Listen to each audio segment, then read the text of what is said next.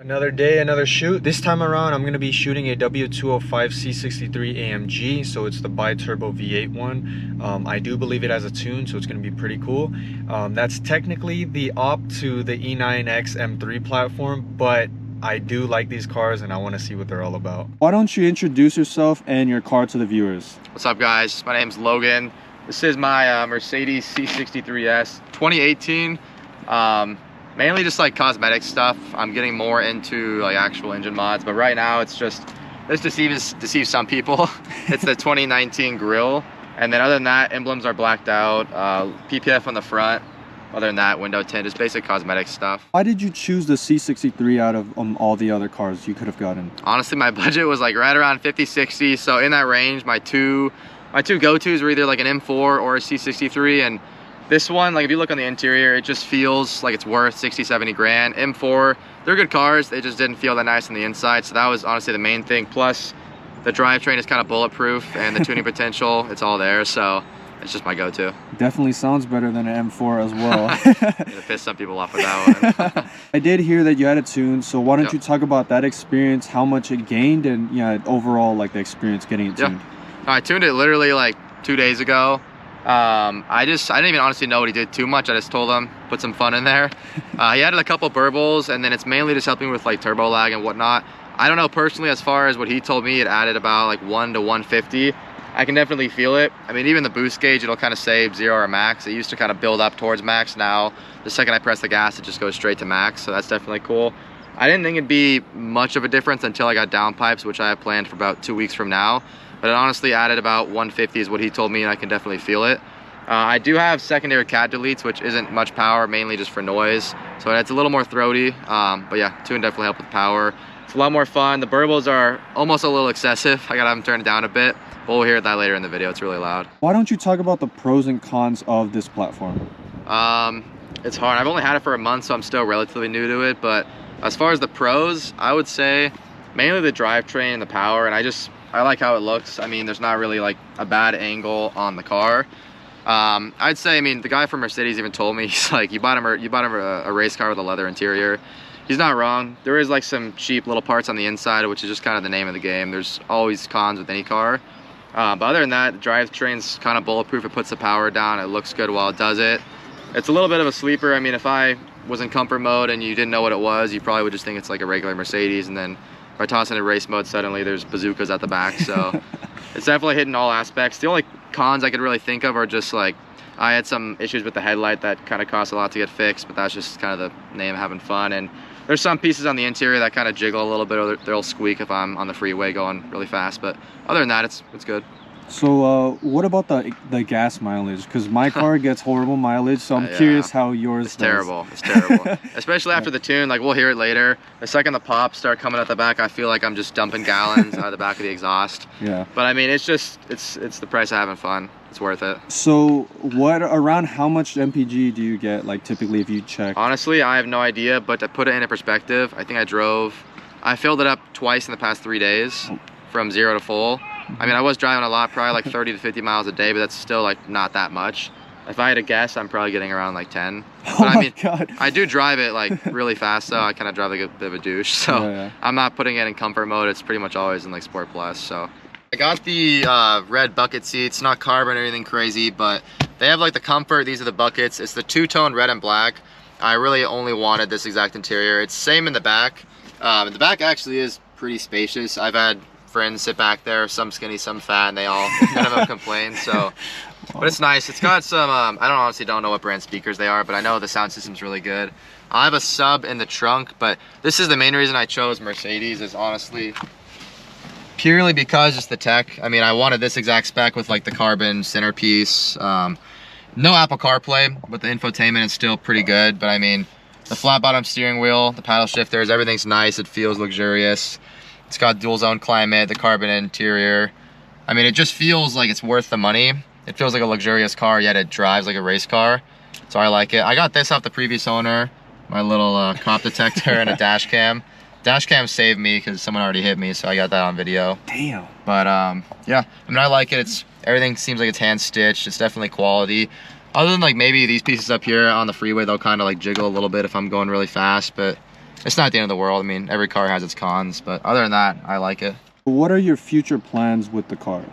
Honestly, I mean, it is my daily unless I get a second car, so nothing too crazy.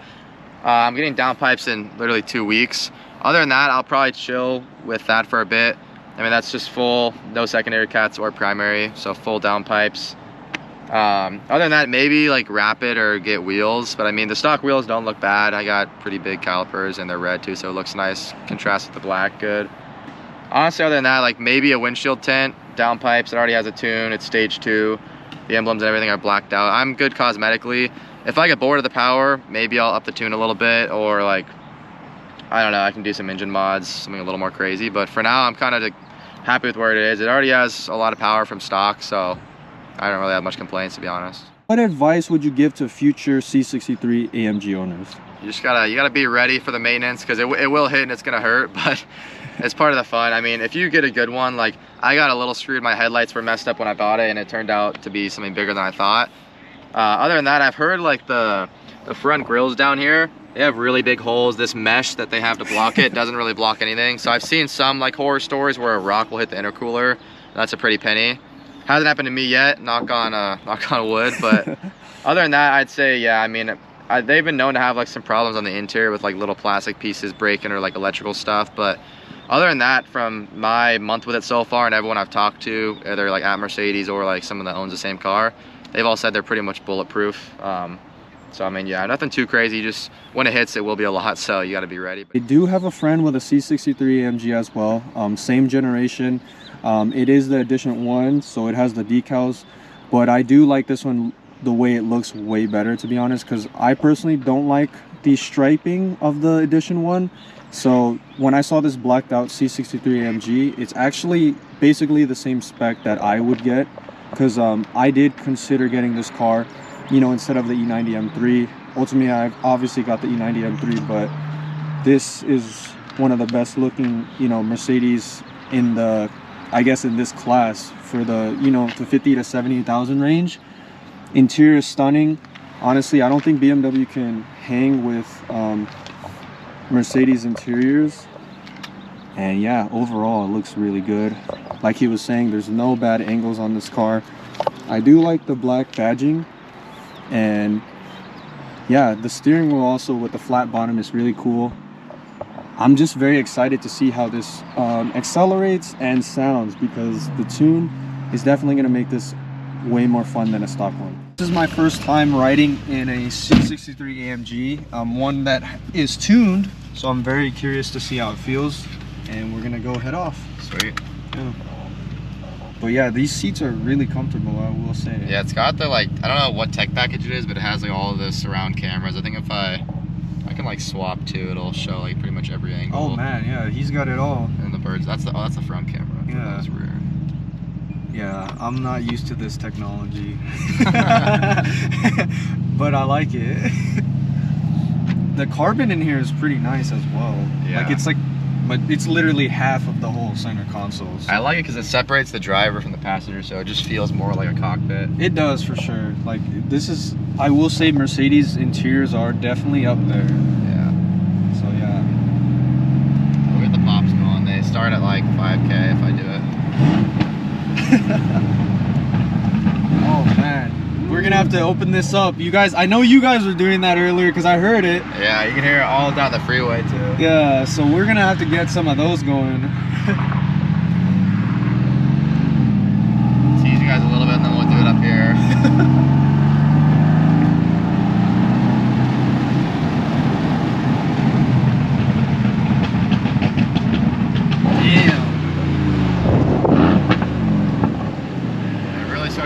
After 5K when I bring it up. And you were saying that it's a little bit too much for your liking? Well, I'll let it speak for itself. It does just like, it'll just keep on flowing all the way down to like pretty much when I turn it off.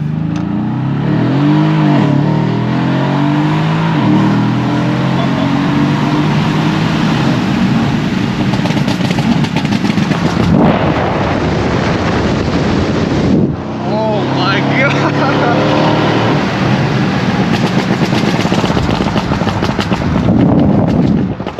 Holy shit. Yeah, it doesn't stop. You know what? I know why this guy gets 10 miles per gallon now.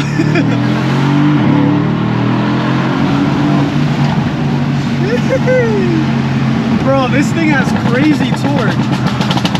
Holy shit.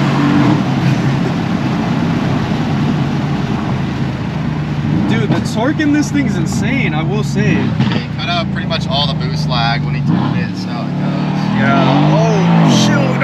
Oh, shoot. What the hell?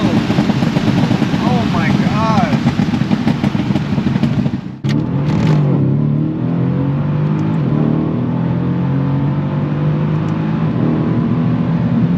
It's 100 right there. Damn, this shit is quick.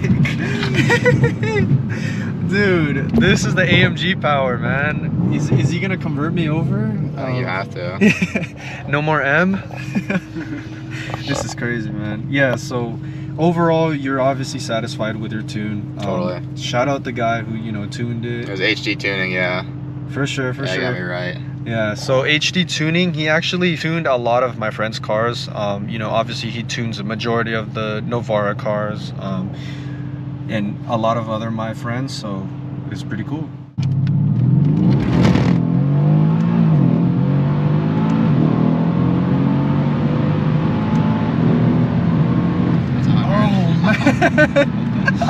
Bro, this torque's insane. All right, we're gonna get some exhaust clips. It struggles to get the power down in first, but after that, it's game over. Yeah, you can hear it and feel it slipping traction. I know this car gets no traction in first and second. For sure it doesn't, because the torque's super high. I don't know the numbers fully, but it's for sure gonna be pretty high up there.